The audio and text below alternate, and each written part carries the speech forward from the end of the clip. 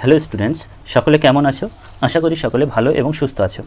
দেখো, ছায়া প্রকাশনীর পদার্থবিদ্যা দুয়ারি মজুমদার মাইতি ক্লাস 11-এর এই বইটার থেকে আমরা একমাত্রিক গতি, ভেক্টর এই দুটো চ্যাপ্টার সম্পূর্ণ ভিডিও কিন্তু আমরা আগেই দিয়েছি এবং সেখানে স্টুডেন্টরা বিশেষ করে যারা কোনো কারণে অন্যান্য বন্ধুদের থেকে এটা পিছিয়ে গিয়েছে তাদের ক্ষেত্রে তো এটা খুবই হেল্পফুল। এছাড়াও যারা পুরো চ্যাপ্টারটা একবার শেষ করেছো তারাও যদি এই ভিডিওটা আধ ঘন্টা কি 1 ঘন্টার ভিডিওটা সম্পূর্ণ দেখে নাও তাহলে কিন্তু ইম্পর্টেন্ট জায়গা বা একেবারে সম্পূর্ণ ধারণাটা তোমাদের আরেকবার কিন্তু তৈরি হয়ে যাচ্ছে। তো সেই রেসপেক্টে এই ভিডিওটা তোমাদের কাছে খুবই গুরুত্বপূর্ণ। আজ আমরা দেখব একমাত্রিক গতি। একমাত্রিক গতি এই চ্যাপ্টারটার সম্পূর্ণ ধারণা আজ এই একটি মাত্র ভিডিওতে আমরা নেব। তো চলো দেরি না করে সরাসরি আমরা টপিকে চলে যাই। চ্যাপ্টারটা শুরু করার আগে চ্যাপ্টার সম্পর্কে দু একটা কথা অবশ্যই বলে নেওয়া দরকার। তোমাদের প্রথমেই বলে নেওয়া দরকার যে এই একমাত্রিক চ্যাপ্টারটার সম্পূর্ণ থিওরি আমরা যত দ্রুত শেষ করব ততই ভালো, কেননা চ্যাপ্টারটা শেষ করার পরে যখন আমরা এর ম্যাথমেটিক্যাল অংশগুলো যাব তখন কিন্তু প্রত্যেকটা ম্যাথমেটিক্যাল অংশের জন্য আমাদের কিছু কিছু ধারণা সেখানে অ্যাড করতে হবে। সুতরাং থিওরি নিয়ে সম্পূর্ণ সারাদিন পড়ে থাকলাম বা সেই থিওরি নিয়ে অনেক দিন ধরে আমরা যদি সময় দিয়ে দিই তাহলেও কিন্তু আমরা সেই প্রশ্নের কিন্তু সমাধান করতে পারবো না। সুতরাং পুরনো অভিজ্ঞতা থেকে বলছি, যেমন তোমরা ভেক্টর চ্যাপ্টারতে দেখেছো যে থিওরিটা খুব দ্রুত করে নিয়ে সেই অংশটা আমরা যখন অঙ্কের ওখানে যাচ্ছি তখন কিন্তু আমাদের নতুন নতুন অনেক ধারণাই কিন্তু সেখানে নিতে হচ্ছে, আর সেটাও দরকার। থিওরিটার সাথে সাথে সেই প্রবলেমগুলো সলভ করার এই ট্রিক্সগুলো কিন্তু আমাদের দরকার। সুতরাং তোমাদের প্রতি আমাদের বক্তব্য, একমাত্রিক গতি এইটা ধারণাটা খুব দ্রুত নিয়ে নাও, নিয়ে সরাসরি ওর প্রবলেম সেট বিশেষ করে এমসিকিউ প্রশ্নগুলো প্রথমেই তোমরা তৈরি করা শুরু করো, তাহলেই কিন্তু সম্পূর্ণ ধারণা তোমাদের তৈরি হবে। আচ্ছা, প্রথমে আছে স্থিতি ও গতি। এখানে আমাদের খুব বেশি কিছু বলার দরকার নেই, তোমরা আগেও জানো। স্থিতিশীল বস্তু, স্থির বস্তু, কোনো একটা বস্তু স্থির আছে যেমন একটা গাছ, তাহলে স্থির বস্তুর অবস্থাকে স্থিতি বলি, আর গতিশীল বস্তুর অবস্থাকে গতি বলা হয়। এরপরে 2 নম্বরে আমরা দেখব নির্দেশতন্ত্র। নির্দেশতন্ত্র কি? কোনো বস্তুর গতি বা স্থিতি বা কোনো কিছু অ্যাপ্লাই করার ক্ষেত্রে আমাদের কি কোনো কিছুর সাপেক্ষে কোনো কিছুর অবস্থানকে বোঝাতে হয়। যেমন আমরা বলতে পারি যে এই স্কুলটা থেকে বস্তুটি 20 মিটার দূরে অবস্থিত, অর্থাৎ স্কুলটা হলো আমার নির্দেশতন্ত্র। সেই জন্য গতি বা স্থিতি দেখার জন্য আমাদের এরকম নির্দেশতন্ত্র প্রয়োজন হয়। যেমন তোমরা আগেও জানো যে এক্স অক্ষ আর ওয়াই অক্ষ, কোনো বস্তুর অবস্থান আমরা বলি এক্স অক্ষ থেকে এতটা দূরে, ওয়াই অক্ষ থেকে এতটা দূরে। তাহলে এই এক্স অক্ষ আর ওয়াই অক্ষ মিলে যে সিস্টেমটা তৈরি করছে সেটা হলো নির্দেশতন্ত্র। তো এরকম নির্দেশতন্ত্র কত রকম আছে? 3 রকম: কার্টেসিয়ান নির্দেশতন্ত্র, গোলীয় নির্দেশতন্ত্র আর চোঙাকৃতি নির্দেশতন্ত্র। আমাদের প্রয়োজন কার্টেসীয় নির্দেশতন্ত্র। কার্টেসীয় নির্দেশতন্ত্র কোনগুলো? এই যে আমরা এক্স অক্ষ, ওয়াই অক্ষ বা জেড অক্ষ নিয়ে যদি কোনো বস্তুর অবস্থান নির্ণয় করি তাহলে সেটাকে বলা হবে কার্টেসীয় নির্দেশতন্ত্র। 3 নম্বর পয়েন্ট হলো চলন ও ঘূর্ণন। চলন কি জিনিস? কোনো বস্তু যদি একটি সরল রেখা বরাবর চলতে থাকে তাহলে সেইটাকে আমরা বলবো চলন, আর কোনো একটা বস্তু যদি বৃত্তাকার পথে ঘুরতে থাকে তাহলে সেটাকে আমরা বলবো ঘূর্ণন। এই চলন আর ঘূর্ণনের পাশাপাশি বইটা থেকে তোমরা পেয়ে যাবে চলন আর ঘূর্ণনের কিছু পার্থক্য, জাস্ট একবার দেখে নেবে। এগুলো ততটা ইম্পর্টেন্ট না, ওই জন্য আমি জাস্ট এইগুলোকে টাচ করেই চলে যাচ্ছি। আমাদের মেন যে জিনিসগুলো মানে দরকার এবং আমাদের অঙ্কের সমাধানগুলো করতে গিয়ে প্রয়োজন সেইগুলো আমরা কিন্তু দেখব। আচ্ছা, এরপরে আমরা কোথায় যাব? যে মেন আস্তে আস্তে টপিকের মধ্যে ঢুকছি সেটা হলো সরণ। 4 নম্বর পয়েন্ট হলো সরণ, বেগ ও ত্বরণ। দেখো, সরণ দূরত্ব তোমরা আগেই জেনেছো, যদি আমরা এ থেকে বি এর দিকে যাই তাহলে আমরা বিভিন্ন পথে এ থেকে বিতে আমরা পৌঁছাতে পারি। এর মধ্যে যে সরল রৈখিক দূরত্ব এটাকে বলা হয় সরণ। ওকে, তো তারপরে আমরা যেটা দেখব সেটা হলো কি? বেগ। বেগ কি? একক সময় যতটা সরণ হলো সেই বেগকে আমরা প্রকাশ করতে হয় v = s/t। যদি সরণ আমাদের s হয় তাহলে v = s/t। তাহলে তাৎক্ষণিক বেগ কি? তাৎক্ষণিক বেগকে কিভাবে প্রকাশ করা হয়? v = ds/dt। ডেরিভেটিভ ফর্ম তোমরা ফার্স্ট টাইম দেখছো একটু বিদঘুটে মনে হলেও এর যখন অ্যাপ্লিকেশন পার্টে যাবে তোমাদের কিন্তু একেবারে সহজ মনে হবে। ভয় না করে ডেরিভেটিভের কয়েকটা ফর্মুলা আমরা একটু পরে আলোচনা করব, ফর্মুলাগুলো মুখস্থ করো এবং আমাদের সাথে সাথে কিছু অঙ্ক প্র্যাকটিস করে নেবে। আশা করা যায় ডেরিভেটিভের এই ভয় বা কোথা থেকে এলো কি বৃত্তান্ত এই তোমাদের মনের সব প্রশ্নগুলোর আনসার তোমরা পেয়ে যাবে। এরপরে যাই ত্বরণ। ত্বরণ কি জানো?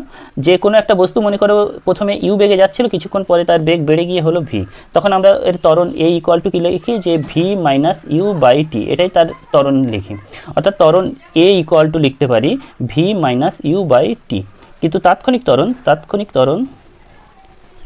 ত্বরণকে আমরা কিভাবে প্রকাশ করি? a = dv/dt।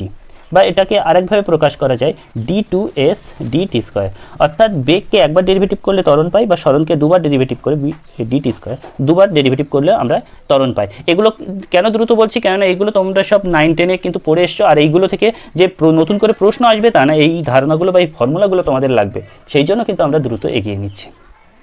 এই চ্যাপ্টারটা কমপ্লিট করার জন্য কিছু ডেরিভেটিভের সূত্র তোমাদের প্রয়োজন হতে পারে। এই ডেরিভেটিভের সূত্রগুলো তোমরা জীবনে কখনোই দেখোনি, বা এগুলো তোমাদেরকে বিদঘুটের মতো মনে হতে পারে, কিন্তু মনে রেখো যে ডেরিভেটিভের এই ফর্মুলাগুলো কিন্তু আবিষ্কার করেছিলেন কে? নিউটন। তোমরা গুগলে সার্চ করেও দেখতে পারো। সুতরাং এই জিনিসগুলো যে ফিজিক্সে খুব কাজে লাগবে এটাই বলা বাহুল্য।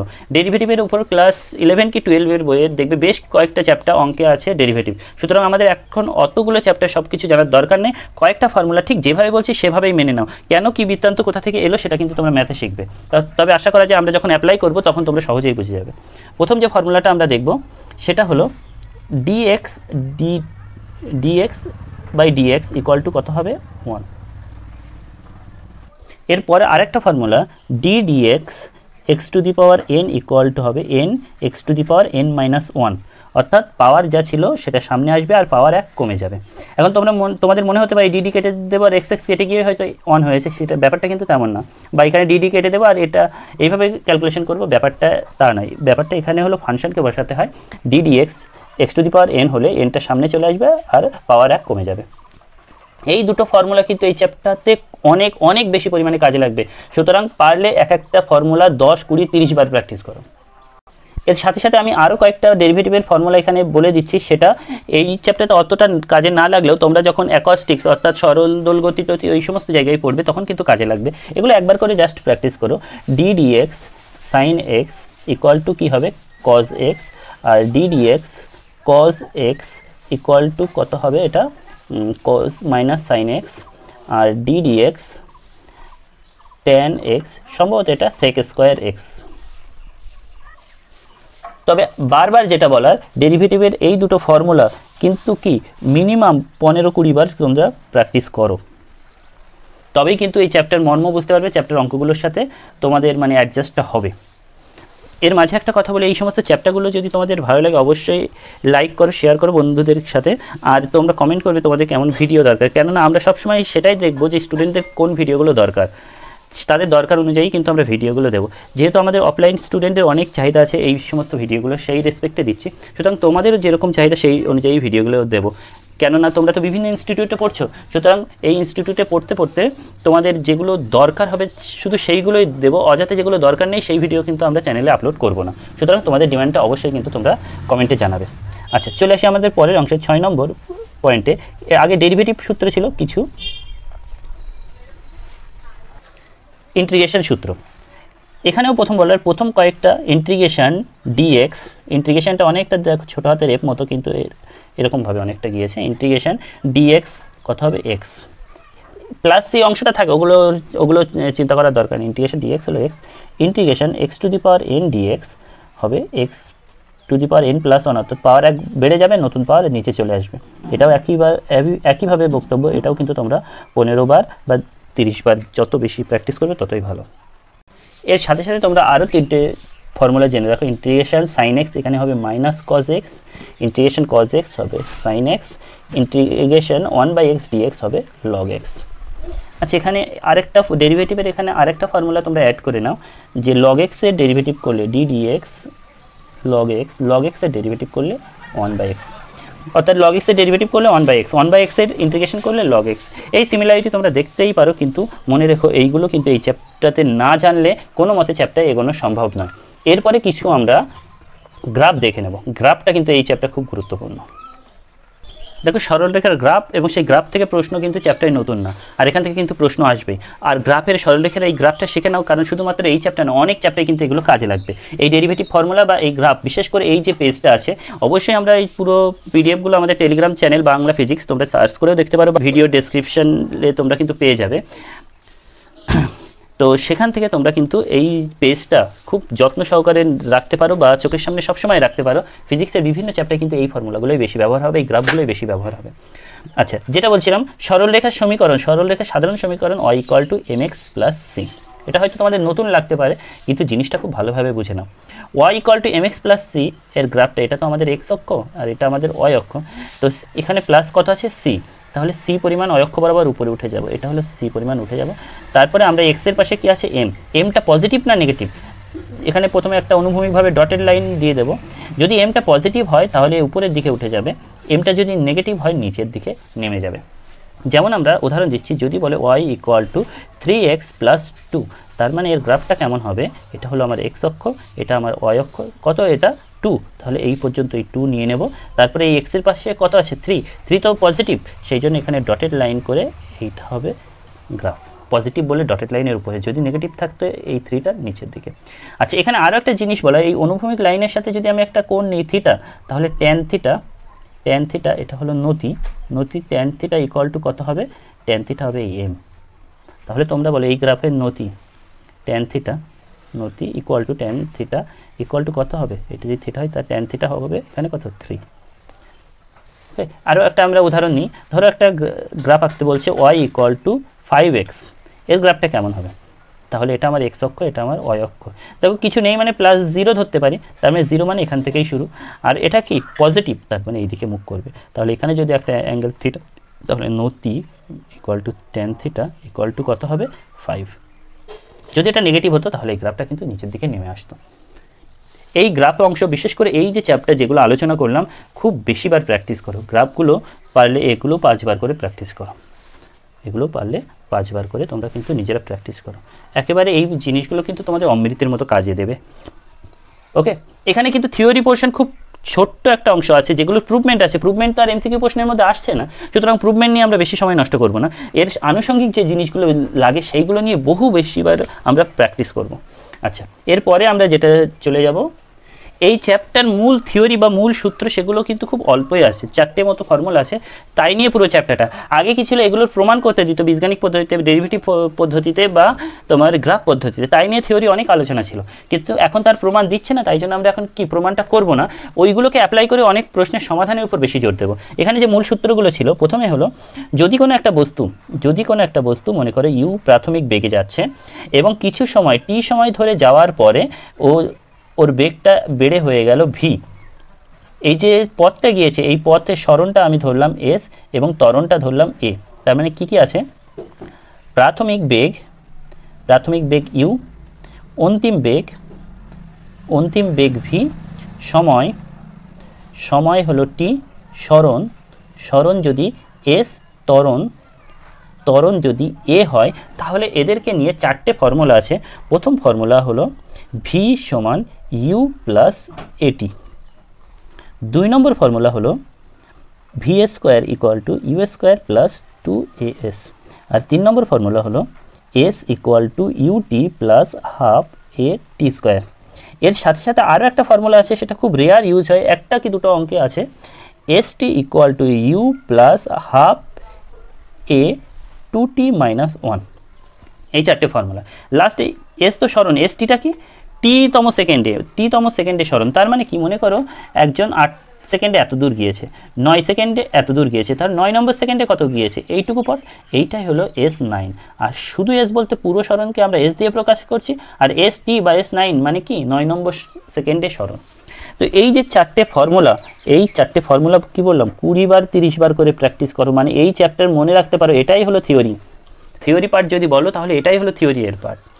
আর থিওরি পার্ট কি, এর করেসপন্ডিং লেখচিত্র, অবশ্যই আমরা লাস্ট পয়েন্ট হিসেবে সেটা রেখেছি, লেখচিত্রটা শিখবো হয়ে যাবে।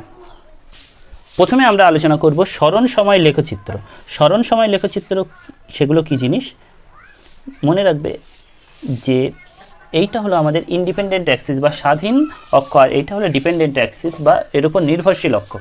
সরণ সময় লেখচিত্র যখন বলবে, প্রথমে কি লিখেছি সরণ, তাহলে ওয়াই অক্ষে থাকবে সরণ আর এক্স অক্ষে থাকবে কি সময়। যদি ওয়াই অক্ষে সরণ, এক্স অক্ষে সময় লেখচিত্র থাকে, তাহলে এই লেখচিত্রকে আমরা কি বলবো, সরণ সময় লেখচিত্র। তো এই লেখচিত্রে প্রথম যেটা এই নম্বর আছে স্থির বস্তুর ক্ষেত্রে এই গ্রাফটা কেমন হবে। যদি এটা স্থির বস্তু হয়, তাহলে এই লেখচিত্রে দেখো সেটাকে কিভাবে প্রকাশ করব, এটা মনে কর, এটা সরণ সময় লেখচিত্র মানে কি, এটা হলো সরণ, এটা কি সময়, স্থির বস্তু। তো স্থির বস্তুর কথা যদি আসে, তাহলে কি সময় যখন 0, তো বস্তু মনে করলাম 2 মিটার দূরে দাঁড়িয়ে আছে, 1 মিনিট পরেও সে তো স্থির, সেই 2 মিটার দূরেই থাকবে, 2 মিনিট পরেও 2 মিটার দূরে থাকবে, 3 মিনিট পরেও 2 মিটার দূরে থাকবে।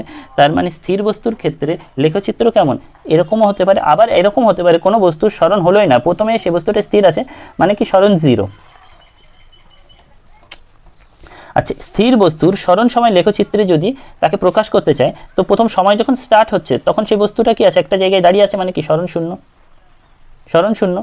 1 মিনিট পরেও সে তো স্থির বস্তু, সেই সরণ কত হবে 0, 2 মিনিট পরেও 0, সুতরাং তার গ্রাফ হবে কি, এই এক্স অক্ষ বরাবরই হলো তার গ্রাফ। তার গ্রাফ কোথায় হবে, এই এক্স অক্ষ বরাবরই হলো তার গ্রাফ। এটা স্থির বস্তু। 2 নম্বর জিনিস, 2 নম্বর না, এটা বি, স্থির বস্তুর পরে যদি সমবেগে গতিশীল হয়, সমবেগে যদি গতিশীল হয়, তাহলে লেখচিত্রটা কেমন হবে। দেখো, এটা সরণ সময় লেখচিত্র, মানে এটা সরণ, এটা হলো কি সময়। যদি বস্তু সমবেগে যায়, তার মানে প্রথমে বস্তু স্থির ছিল, 1 মিনিট পরে কিছুটা দূরে গেল, 2 মিনিট পরে আরও বেশি দূরে যাবে, স্থির বেগে যাচ্ছে, তার মানে লেখচিত্রটা হবে অনেকটা এরকম। যদি তোমরা অন্যভাবে বুঝতে চাও, যদি এই সরলরেখার গ্রাফ দিয়ে বুঝতে চাও, দেখো সরলরেখার ক্ষেত্রে আমরা কি y = mx এর যে গ্রাফটা কেমন বলেছিলাম, যে এইটা এক্স অক্ষ, এটা যদি y অক্ষ হয়, তাহলে y = mx এর গ্রাফটা কেমন হবে, এমন হবে বলেছিলাম। তাহলে এখানে দেখো s = তো কি vt, এইটা তো সময় মানে t অক্ষ, আর এটা s অক্ষ, তো এর সাথে মিল পাচ্ছে না, y = mx + c এর মতো, তাই জন্য কি লেখচিত্র এটা এরকম হবে। c যদি সময়ের সাথে সাথে বেগ বেড়ে যায়, তার মানে সেটাকে আমরা কি বলি, ত্বরণ। সমত্বরণ মানে কি, সময়ের সাথে সাথে বেগ বেড়ে যাচ্ছে। দেখো সমত্বরণে যদি গতিশীল হয়, যদি সমবেগে গতিশীল হচ্ছিল, তাই গ্রাফ এই, মানে এটা কি সময়, এটা কি সরণ। তো সরণ সময় লেখচিত্রে যদি সমবেগে, গ্রাফটা কেমন হচ্ছিল, এরকম। দেখো স্থির বস্তু ছিল এই অক্ষ বরাবর, তাই না, সমবেগে এইভাবে যাচ্ছে। যদি সমত্বরণে যায়, তাহলে গ্রাফটা অনেকটা এরকম উপরের দিকে উঠে যাবে, এটা হলো সমত্বরণে। আর যদি সমমন্দনে হয়, সমমন্দনে এটা হয়, সমমন্দনে হলে গ্রাফটা কেমন হবে, সমবেগে হলে তো এরকম হতো, সমমন্দনে যদি হয়, তাহলে গ্রাফটা অনেকটা নিচের দিকে মুখ করবে, পুরোপুরি একেবারে না, অনেকটা এরকমভাবে এগিয়ে যাবে। তাহলে সমত্বরণে হলে উপরের দিকে মুখ করছে, সমমন্দনে হলে নিচের দিকে মুখ করছে। আর যদি অসম বেগে চলে, অসম বেগে মানে কি, একবার বেগ বাড়ছে মানে ত্বরণ হচ্ছে, একবার বেগ কমছে মানে মন্দন হচ্ছে, তাই বাড়বে কমবে বাড়বে কমবে, অসম বেগে গেলে গ্রাফটা এরকম হবে। তো এই গেল আমার সরণ সময় লেখচিত্রে। আবারও বলি যে তোমরা সম্পূর্ণ পিডিএফ কিন্তু টেলিগ্রাম চ্যানেলে পেয়ে যাবে, বাংলা ফিজিক্স টেলিগ্রাম চ্যানেলে, সেখানে কিন্তু তোমরা যুক্ত হয়ে যেতে পারো। আচ্ছা, এরপরে যে আমাদের শেষ যে আমাদের আলোচনা, সেটা হলো বেগ সময় লেখচিত্র। সেখান থেকেও কিন্তু অনেক প্রশ্ন আসে, জিনিসগুলো যদি তোমাদের বুঝতে অসুবিধা হয় পজ করো, দ্বিতীয়বার আবার দেখো, কিন্তু এই ধারণাগুলো মনে রেখো, এগুলো কিন্তু ফিজিক্সের পক্ষে লং টাইম এফেক্ট ফেলবে তোমাদের। এরপরে আমরা বেগ সময় লেখচিত্র রাখবো। বেগ সময় লেখচিত্র মানে কি, y অক্ষে থাকবে বেগ আর x অক্ষে থাকবে কি সময়, বেগ সময় লেখচিত্র। যদি কোনো বস্তু যদি সমবেগে গতিশীল হয়, 1 নম্বর হলো সমবেগে, যদি সমবেগে গতিশীল হয়, তার মানে কি, যখন টাইম শুরু হচ্ছে তখন ওর বেগ মনে করলাম 10 কিমি/আওয়ার, তার মানে সেই সময় বেগ মনে করলাম 10 কিমি/আওয়ার, সমবেগে যাচ্ছে, 1 মিনিট পরে ওর বেগ কি 10 কিমি/আওয়ার, 2 মিনিট পরেও বেগ 10 কিমি/আওয়ার, 3 মিনিট পরেও বেগ 10 কিমি/আওয়ার, তার মানে লেখচিত্রটা কেমন হবে, এরকম, অর্থাৎ এক্স অক্ষের কি সমান্তরাল হবে। 2 নম্বর জিনিস হলো সমত্বরণে যদি গতিশীল হয়, সমত্বরণে যদি গতিশীল হয়, সমত্বরণে যদি সমবেগে গতিশীলের গ্রাফ এরকম ছিল, সমত্বরণে গতিশীল মানে প্রথমে তার একটা ছিল, যত সময় যাচ্ছে তার বেগটা কি হচ্ছে, বেড়ে যাচ্ছে, তার মানে সমত্বরণে যদি গতিশীল হয়, তার লেখচিত্রটা কীরকম হবে, এরকম হবে। বুঝে গেল? দেখো সমত্বরণে গতিশীলের ক্ষেত্রে আমরা একটা ফর্মুলা পেয়েছিলাম, v = u + at, তাই তো, এটাকে যদি একটু ঘুরিয়ে লিখি, at + u, v সমান, এটা অনেকটা সেই y = mx, দেখো এই y = mx + c এরকম যদি থাকতো, তুমি সঙ্গে সঙ্গে আগে তোমাদের প্র্যাকটিস থেকে কি বলে দিতে, এটা x অক্ষ, এটা y অক্ষ, যেহেতু y বার করতে বলেছে এটা y অক্ষ, তাহলে এটা কি বেগ অক্ষ। আচ্ছা, তারপরে লেখচিত্রের c আছে, সেই জন্য এই পর্যন্ত কি নিতে, c, এটা c নিতে, তাহলে এখানে u আছে, আমরা এটাকে কি নেব, প্রাথমিক বেগ u। তারপর যেহেতু এটা পজিটিভ, তাই মুখটা কি উপরের দিকে হতো, এটাও পজিটিভ, এটা পজিটিভ, তাই মুখটা উপরে হয়েছে। আর এখানে কি করতে লিখতে, যে নতি = tan থিটা = কোনটা লিখতে, m, তাহলে এখানে নতি মানে tan theta tan theta equal to কত হবে a। তার মানে বেগ সময় লেখচিত্রের নতি কাকে নির্দেশ করে? বেগ সময় লেখচিত্রের নতি ত্বরণকে নির্দেশ করে। নতি কাকে নির্দেশ করছে? ত্বরণ। তো একটা গ্রাফ দিয়ে যদি বলে এই অ্যাঙ্গেলটা দিয়ে দিল মনে করো 45 ডিগ্রি, আর বলে ত্বরণ কত, সঙ্গে সঙ্গে তার ট্যান নিয়ে নিলে, ট্যান 45, যেটা বার হলো সেটাই বলে দিলে কি এর ত্বরণ।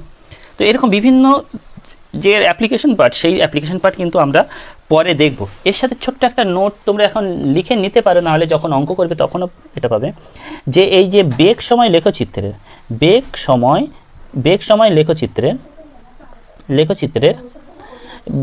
লেখচিত্রের নতি কাকে নির্দেশ করে? ত্বরণকে নির্দেশ করবে। আর ক্ষেত্রফল কাকে নির্দেশ করে? ক্ষেত্রফল নির্দেশ করবে সরণকে। ঠিক আছে, এইটা একটু লিখে নাও। এর সাথে সাথে আরও একটা জিনিস লিখে নিতে পারো, সেটা হলো সরণ সময় লেখচিত্রের নতি কাকে নির্দেশ করবে? বেগকে নির্দেশ করবে। এই নোটটুকু কিন্তু তোমরা স্পেশালি এটা লিখে নিতে পারো। তো এই গেল একমাত্রিক গতির সম্পূর্ণ ভিডিওটি।